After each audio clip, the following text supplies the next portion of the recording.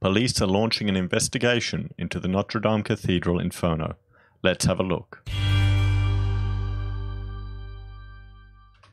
Good evening, everyone. I thought today we'd talk about the Inferno and the investigation the police are launching into it in Paris, France. Now, before we jump into this article, let's have a look at some footage taken from the streets by normal people as they were going about their business. So you can see the fire up here at the top of the spire which collapsed. Les flammes sont de plus en plus fortes.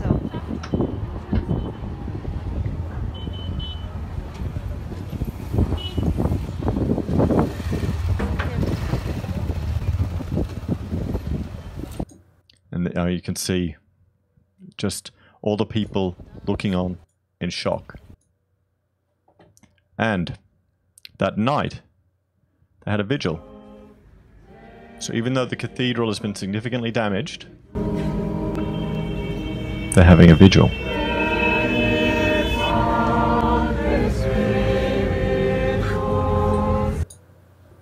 So, my understanding is that the altar and many of the relics have been saved.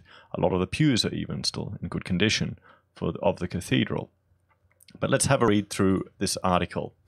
So, police launch criminal investigation into Notre Dame Inferno. Precious Gothic features have reportedly been destroyed, as the French president warned the battle is not over at the historic cathedral. Detectives have begun interviewing specialist restorers directly linked to the fire that destroyed large parts of Notre Dame Cathedral in Paris. Prosecutors in the French capital have launched a criminal inquiry after the blaze was finally extinguished after 8 hours. Its focus is currently on Le Bras Frère, a company based in Jarny in the Meurthe-et-Moselle department of northeastern France. Some 200 of specialist employees were working on the wooden and lead spire of Notre Dame Cathedral that collapsed after the fire broke out on the roof. As the Notre Dame Cathedral went up in flames early on Monday evening, devastated Parisians gathered on the banks of the Seine and wept, while dazed tourists looked on aghast. With the world reeling at the devastation of a landmark beloved across the globe, politicians and luxury goods billionaires pledged to donate to a fund to rebuild the 12th century cathedral. Well, that's fantastic news. But precious architectural features of the building were reportedly burned beyond recovery in the devastating blaze. France's President Emmanuel Macron previously warned the fire could continue burning for days, warning the battle is not yet totally won. So here you go. That's it. It's the spire that collapsed. So what are we looking at here? At 8:07, at 7:53, the spire collapsed. The roof, constructed mainly of wood, collapsed. Sadly, it's not the first time that the wood structure of these churches or cathedrals are the part of it that collapses. Just have a look at any ancient structure. It's always the wood top that comes down. And remember, this was built, hundreds of years ago, and I seriously doubt they would have retrofitted it with fire safety sprinklers in there to mitigate any blaze. Maybe that's something that should be looked at for buildings of this quality. The 12th century cathedral is home to incredible works of art and is one of the world's most famous tourist attractions. Many of its religious artifacts, including a crown of thorns believed to have been worn by Jesus Christ, are said to have been preserved by brave firefighters who risked their lives to recover them. Oh, good on you, blokes. They're heroes going in there. The exact cause of the blaze was not known, but the Paris Fire Brigade said the fire is potentially linked to a €6 million renovation project on the church's spire and its 250 tons of lead up here. That is what first came to my mind when I saw it. I know a lot of people were thinking it might be a terrorist act, but if you look at terrorist acts that happened in France, the last one, a few years ago, it was an attack during a mass where a priest had his throat slit. It wasn't this type of attack. They want more shock value than this. This to me has the feeling of a incompetence in the construction team or an accident. But hopefully it's this, and hopefully it's not something more dramatic, although it is very symbolic. It is very symbolic to be happening in Holy Week, and particularly for what's happening to the church, the Catholic Church in France and in Europe, and just with Western Europe in general with Western culture. The Paris prosecutor's office earlier ruled out arson and possible terror-related motives and said it was treating the fire as an accident. So here's a timeline. 6:50 p.m. This is when the fire started. 7:40, the fire spread to the tallest spire. Onlookers watched on. The president is rushing to the scene. 8:07, large parts of the roof begin to collapse, alarming terrified witnesses. 8:25, authorities evacuate Le de la Cité, the island in the River Seine where the burning cathedral is located. Firefighters are able to successfully save the two main towers, but reports emerge that one has been seriously injured as they battled the blaze. Oh, that's good.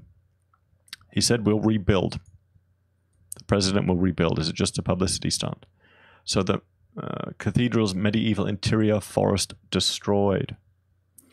Wooden latticework inside the 12th century cathedral is said to have been fuel for the destructive fire. Yep. A spokesman for Notre Dame told reporters on the ground that the flames were consuming the historic woodwork, which dates back hundreds of years and has a rich history. The wooden framework is primarily oak and dates back to the original framework first built for the cathedral. The trees used for Notre Dame's frames were cut between 1160 and 1170, making up the oldest part of the structure. Just think how old those structures are and how beautiful this building was and still is. It can be... Will they ever get it back to the original glory? Probably not. Probably not. They can do a bloody good job. The beams used were old growth, about 300 to 400 years old, so they were tall enough for the building's high vaulted ceilings. The framework in place at the time of the fire dated back to the year 1220, according to the Notre Dame website. The internal forest structure was so named because of the large number of beams that had to be used to set up each beam coming from a different tree, which was harvested from a nearby wooden area. I mean, you can have a look here. You can see if a fire was going in this, it'd go. It's estimated the workers felled 13,000 trees to make up the internal lattice work, with the strong oak beams holding up a roof of heavy lead tiles. The site notes that the original internal forest of woodwork in the choir section has been replaced, suggesting it may have been previously destroyed by fire. A French cultural heritage expert says France no longer has trees big enough to replace the beams. Oh, there you go.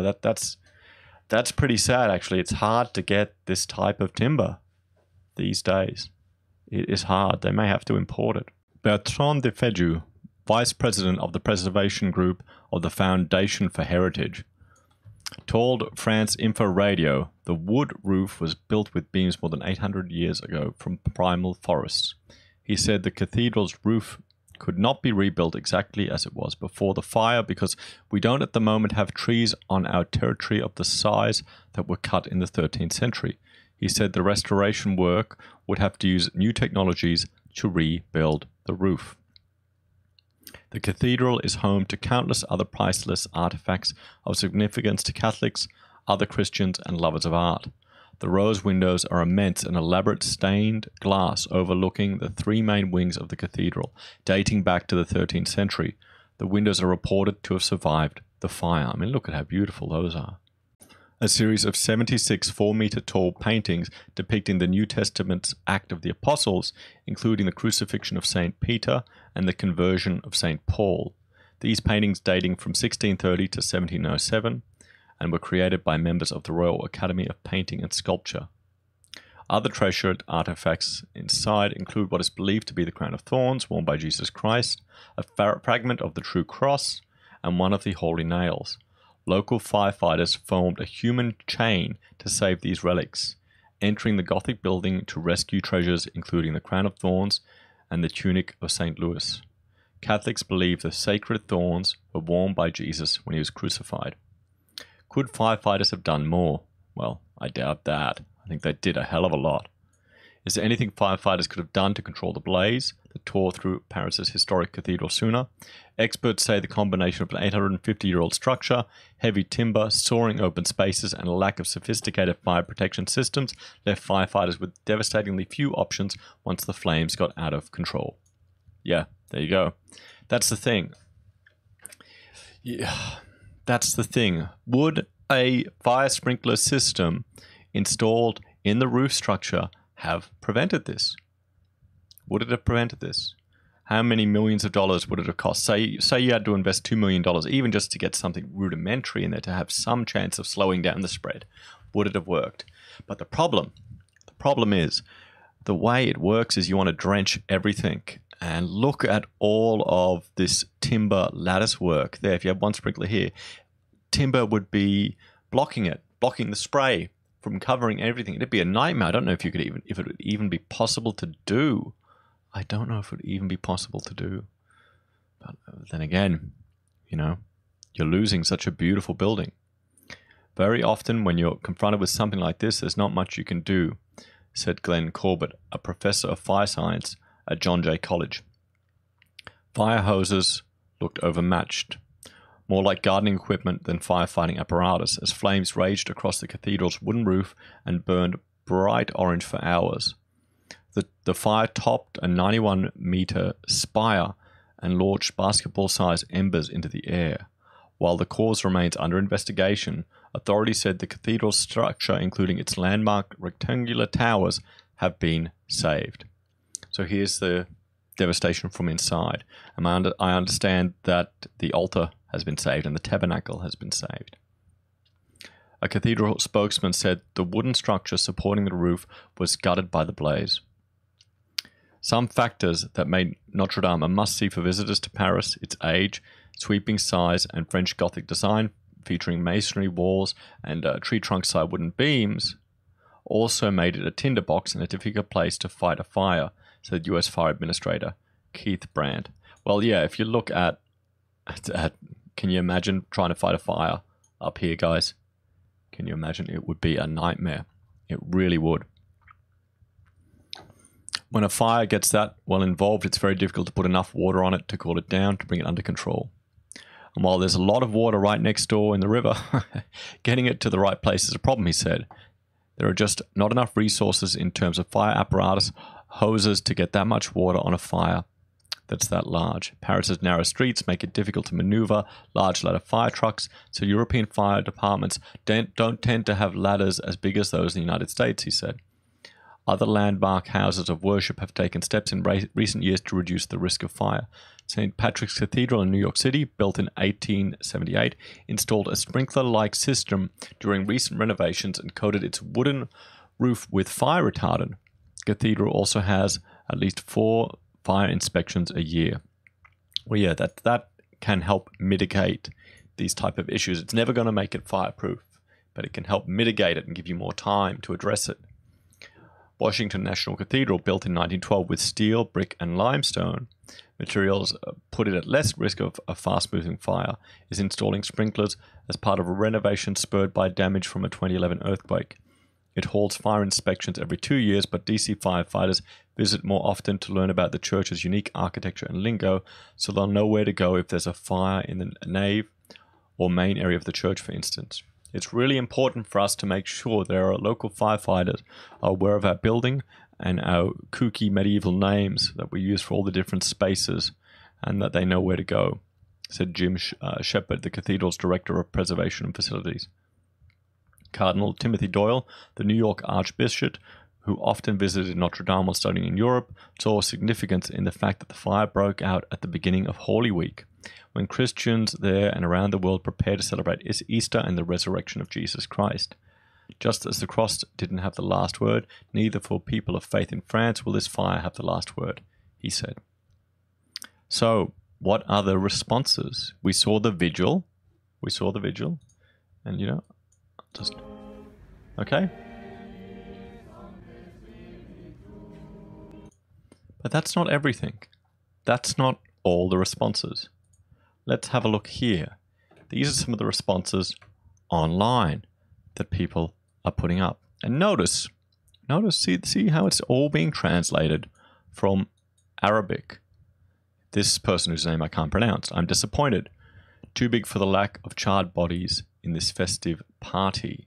Yea, I am so happy. O God, who wanted for France its president, its government, and its intentions, if and destruction, God. So it's obviously a butchered translation from Google Translate. I dedicate this fire to all the Algerian people and to all the loved ones and friends from inside the national soil. So people are celebrating. People are celebrating. This would be, the equivalent of this would be a bunch of Christians celebrating a stampede during the holy month for Islam or for Ramadan. When the pilgrims go to Mecca or Medina. This would be Christians going online and celebrating that. That's the equivalent. That's what is happening here. And here's France 24. France. From this forum, announced the solidarity with fire and donated 10 litres of gasoline. When Macron spoke of the burning of the church, the features of his face seemed happy. As a stranger, I expressed my deep sorrow and pain not to see the charred bodies of the French on this happy day. I mean, look at this.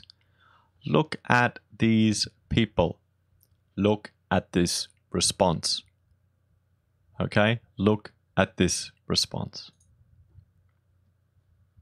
So when people say all cultures are beautiful, someone show me this many, and this is just a tiny example, someone show me the Christianity isn't as pathological as this. You're not going to see the same amount of response from Christians if a similar thing would happen to people of the Islamic faith. Guaranteed. You would not see it. You would see them raising money or going into their pockets to try and help. You wouldn't see this type of thing online.